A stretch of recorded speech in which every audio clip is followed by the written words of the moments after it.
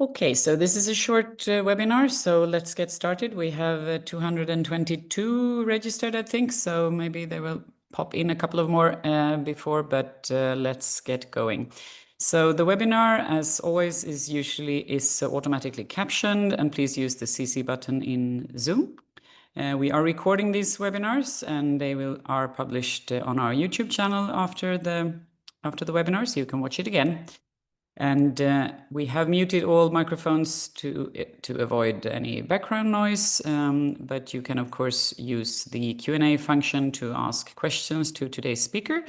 And the chat is also monitored for any technical issues. So today, this is the last Friday webinar of this season. And to finalize really in a good way, we have asked our dear colleague, our research strategist, Sarah Kjellstrand, to talk about support services. So please, Sarah.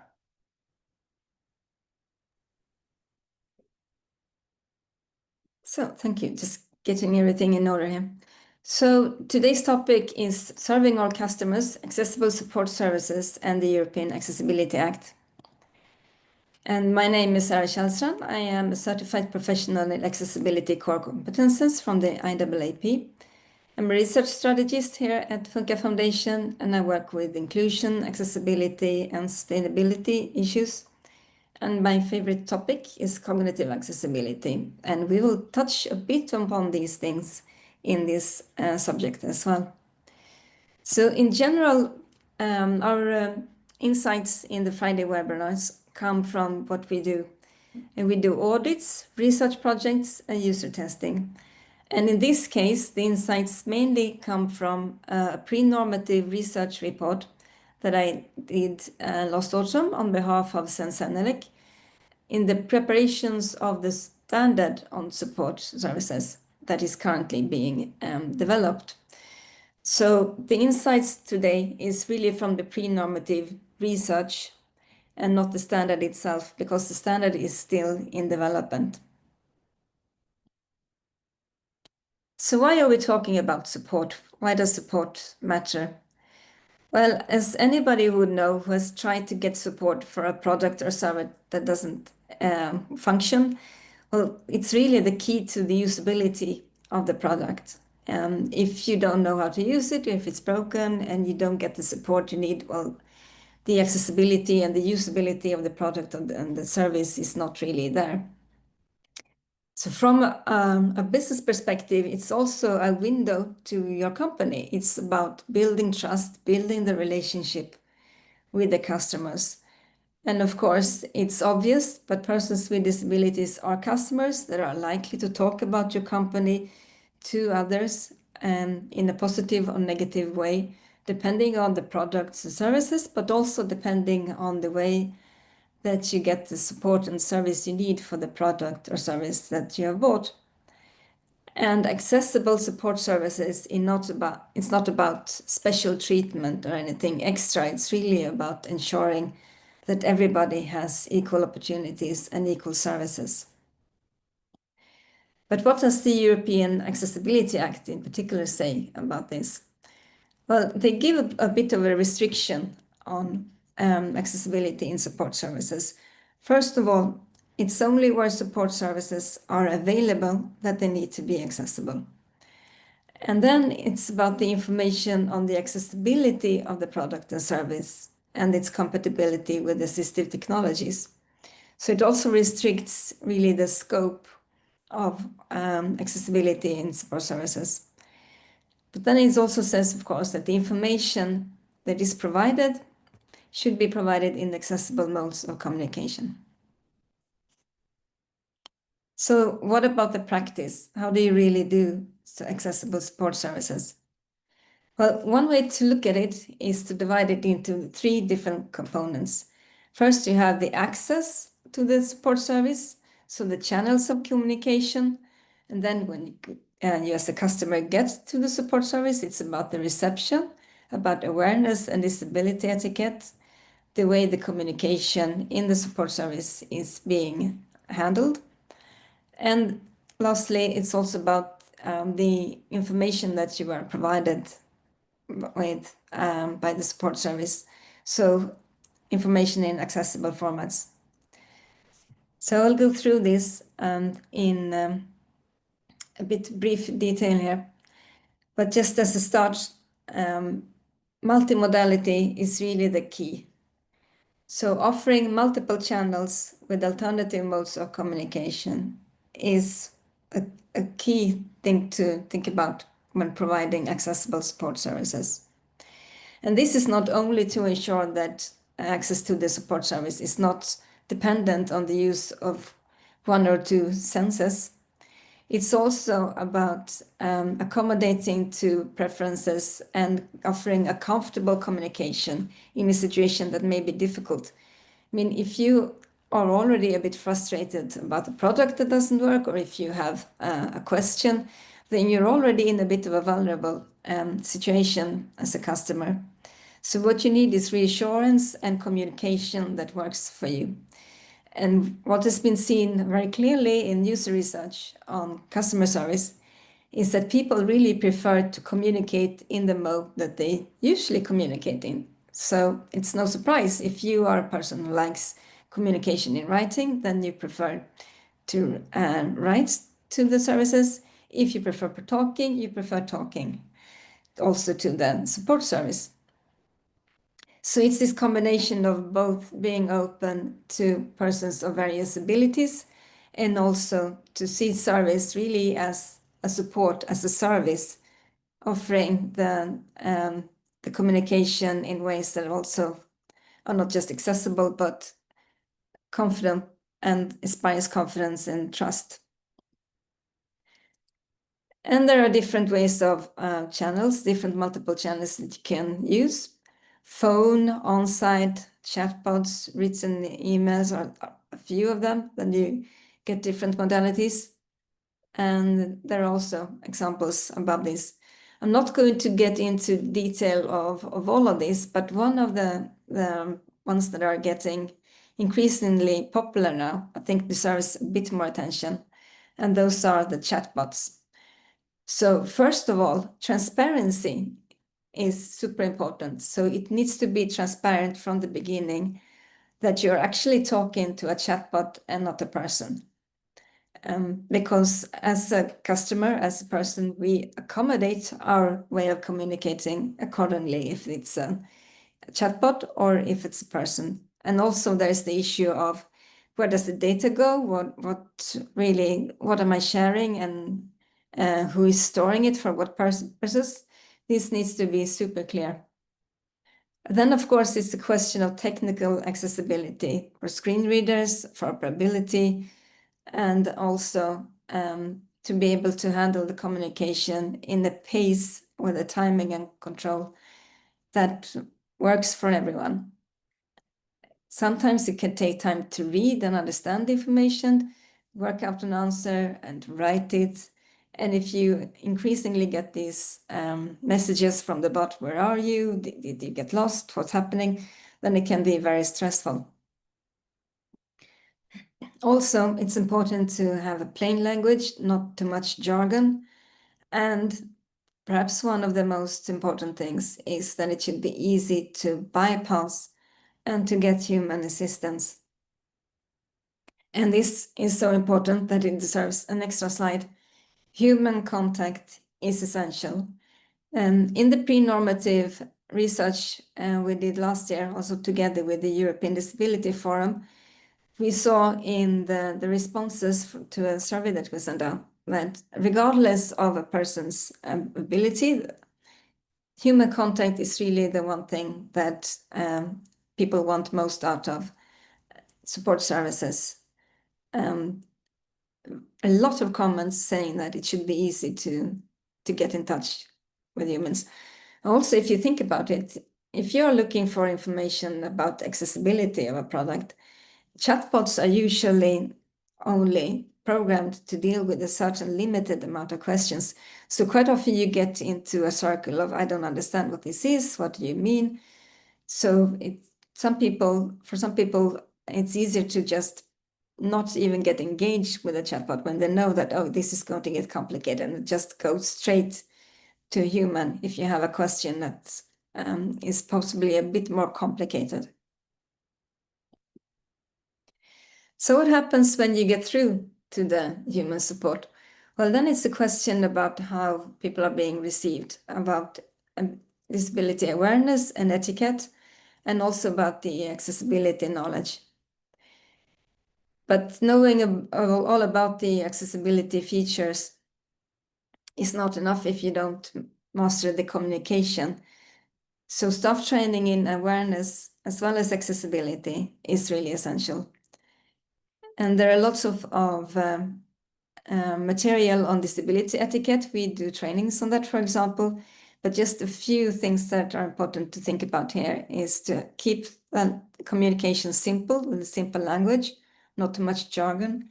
And also, again, let the customer control the pace of the discussion and the communication. And also very helpful in these types of discussions where there is a focus on a specific outcome, that you get the support and you get the information through. It could be a good idea also to facilitate the understanding by confirming all the time what has been said and to make sure that everybody is on the same page. And of course, all this communication, if it's by phone, should be accessible to everyone. So it is essential to provide support for relay services and intermediaries.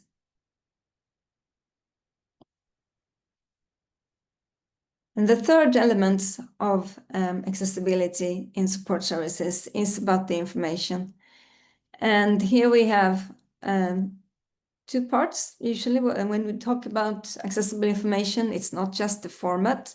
It's not just about accessing the information. It's also about understandability and to have to get the message through. And this is really important when it's about perhaps complicated information on accessibility of a product or a service. It's not enough to just have the information, you also need to understand it. And also in this context, like with multiple channels, multimodality is part of the key to the accessibility, big part. So just to mention a few formats, there could be information in print, different digital accessible formats, video and audio. And again here to provide more than one alternative. So not just one alternative, but more than one, to be able to accommodate not only for the different senses, but also for preferences and preferable ways of communication, and also for a certain redundancy. For a lot of people, it's cognitively more accessible to have the information, both visually and in audio, for example. So this could be a bit tricky if you're a support service and you don't have the answer. What do you really do? Well, there's no simple answer to that question either, but what's really important in terms of providing accessible service is not to let anybody just hang loose. You have to give feedback in some way. And what is helpful is then to provide an estimate of when and how you will get the information if it's not available directly. So the most important thing is not to ignore people.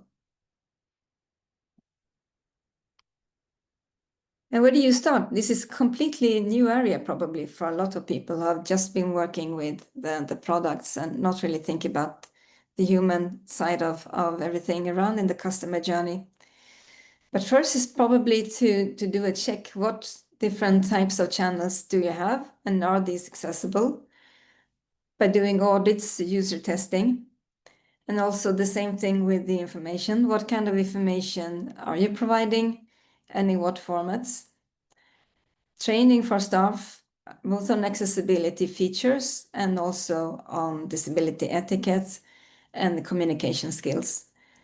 And if you really want to have a best practice customer service, it's also to get to start with feedback procedures so that you can get information from your customers and know which areas you need to improve on. And really for gold star achievement, so now we are beyond standards, but really if you want to do it properly, is to not only provide the information, but to make sure that you can have the relationship with the client and do a follow-up to confirm what actions you have taken to provide support, and also to develop cooperation in the value chain. So there may be different partners involved in distributing also the different products. And I know this is something that the standardization is looking at, what types of requirements will be there for what types of actors in the value chain. But a good part, if you really want to be serious about it, is to not just wait for anybody else to come up with requirements, but to try to figure out already, okay, what can I do? What could I partner with? Where can we work together to make sure that the support is as accessible as possible? And in this work, it's also good to make an outreach to and have cooperation with organizations of persons with disabilities, because this is where you get the feedback from what is happening in real life, what is actually the perception and the experience of your audience. So thank you for your attention. Let's see if we have any questions on this. Thank you very much, Sarah. Yes, we do have questions. So let's see. The first one is, does the European Accessibility Act require human support? Well, it's not really. I mean, what it requires is that there are multiple modes of inaccessible, multiple modes of accessible formats. So it's not really a requirement as such. But if you really want to get serious about it and you need to reach your audiences, then human support is critical, really, to make a good job out of it. So it's a recommendation and not a legal requirement, just to frame it for this particular question. So how do we avoid that organizations prefer to stop providing support services rather than being penalized for not making the service accessible? This is a good one. So yeah, and it's a really tricky question. Well, not tricky, because for me, as an advocate of accessibility rather than following legislation, I think that legislation is part of it, but what you really want to do is to reach out to your clients. But in practical terms, I think the most important is not to scare people off with too high penalties, but really help everybody to get into it in their own way and start the journey to become accessible somewhere. So the answer would be training and sharing materials, sharing how you do it, and also encouraging people to start small and build and not be too critical of small efforts when they are in the build-up, I would say. yeah, and that's also something that the competent authorities, the national authorities working on surveillance and complaints and so on, are also always stressing, that they are not there to police this legislation, but to kind of be the firefighters who support. And that we have quite a few good examples on surveillance authorities and competence authorities in different member states who are already sharing quite a lot of support material and so on, and really inviting organizations to ask questions, and they can support on that. So I think that's a really, really important thing. Don't be scared because there's legislation coming. Take it as an opportunity to learn more and learn from others, of course. So another question is, must online help centers and FAQs comply with accessibility requirements even if they are not directly part of the product interface? I guess that's a legal question. Yeah, it's of course the EA doesn't really say what types of I mean, the definition of support services is very broad, so it's not only services that are integrated into the product. So that means that all types of services need to provide accessible information on the accessibility features, whether or not it's integrated in the product. Yeah, and it's actually two different things in the Accessibility Act. I mean, you need to provide understandable information on the product features and understandability and instructions and all of that. That's a specific requirement in the annex. And then there are the requirements for the support services. So it's actually kind of both ways, but the support services can be completely separated, and they still need to be accessible or provide information in accessible modes of communication.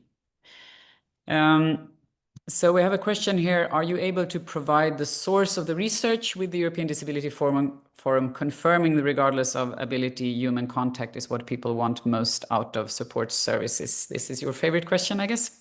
Yeah, it is, because I would like to share it with everyone, but it's not our decision.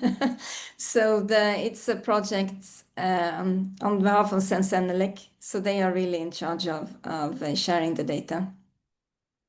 So everyone that is active in the Sensenelec national standardization bodies have received this report, and as far as we know, Sensenelec or CCMC will publish the report, but we don't own it, so we can't do it. But hopefully it will soon be publicly available. There's nothing saying that it shouldn't be. I mean, it's not the idea that it should be hidden. So yeah. How should support documentation, for example, manuals, quick start guides, and the like, be designed to meet accessibility obligations? And in how many formats? You talk about multimodality and various channels. So 2 questions in one. Support documentation is slightly different from support services because it depends on the format of the documentation. If it's a digital format, it needs to conform to the digital requirements. And if it's non-digital, then there is a standard on that type of information as well. So it needs to be accessible, but it's not directly under the support service standard and requirements. It depends really on the type of documentation that is provided. Very well. Does live chat support? Does live chat support need to be EN 301549 compliant, or is human assistance via phone enough as a complement to meet the EAA? Well, if you provide support through live chat, then it needs to be, and it provides information on the accessibility of the products, and it needs to be accessible. I mean, all the different modes provided should be accessible. You can't just say we have one accessible modes and then we have different modes that are not accessible. I think that is it's an important piece of the puzzle here, and also something that is quite often forgotten. The way people talk about complementing or adding extra things to that. So that's was good that we had that question, or that you could respond to that. So we have a question actually in the chat saying the EAA mentions there needs to be training for employees on working on people with disabilities. Is that a hard requirement? And the question is, the answer is no, because this is in the preamble, so it's not part of the requirements. So the whole legal document starts with a lot of intentions, and then the actual legal text comes under. So that's not a requirement, but of course a very good thing to do. And we have one question here that I'm not sure I understand. Can you replace, quote unquote, some accessibility features in complex tools just by introducing a chat to reach customer support when they face difficulties? I'm not really sure I understand that one. Replace what kind of features? I'm not really Can sure. you replace some accessibility features in complex tools just by introducing a chat? So having a chat to reach customer support instead of accessibility features. I'm not sure we can. If the person behind this question could please clarify a bit, maybe we can try to see if we can understand what it is the question is really about, because I don't think I know the response to that. So here it comes. Replacing accessibility features, meaning if the tool will never be compliant because it's a 3D planning tool. 3-dimensional, 3D, I don't know. So I don't know, but if something will never be compliant, if anything is not compliant, there are just a couple of things that you can do. Either you can take your product off market or you can make it compliant. If it's not compliant, it's not supposed to be sold in the EU. And if you think that it would fundamentally alter the kind of the essential parts of the product or service, if you made it accessible, then you have to specify exactly why this is not possible and kind of justify that to the competent authorities to claim either disproportionate burden or fundamental alteration. But you can't kind of replace things if something is not compliant. I don't think that is. I'm still not sure I understand the question truly, but you can't. If something is not compliant, then I don't know how replacing would help that really. So with that, I think we have responded to all the questions of today, and we can just end up with saying thank you, Sarah, again for this, and we will share, of course, the report as soon as it is published. And our colleague Stefan is now publishing the Smart Guide in the chat, and there is also a QR code if you prefer. And the Smart Guide is really like a short and sweet repetition of the tips and what we want you to remember after this webinar. And those are always available both in English and Swedish. And I think we can also share the QR codes for our newsletter if you want to follow us on LinkedIn or subscribe to our newsletters.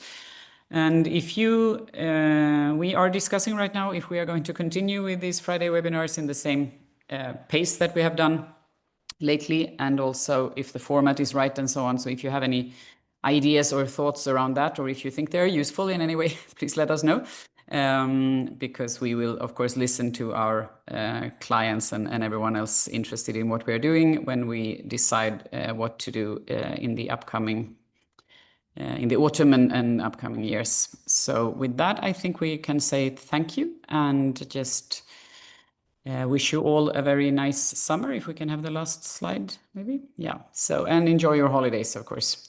And one way or another, we will for sure meet again after we have been on holiday. So thank you, everyone. And thank you, Sarah. Thank you, Stefan, for today. Bye-bye.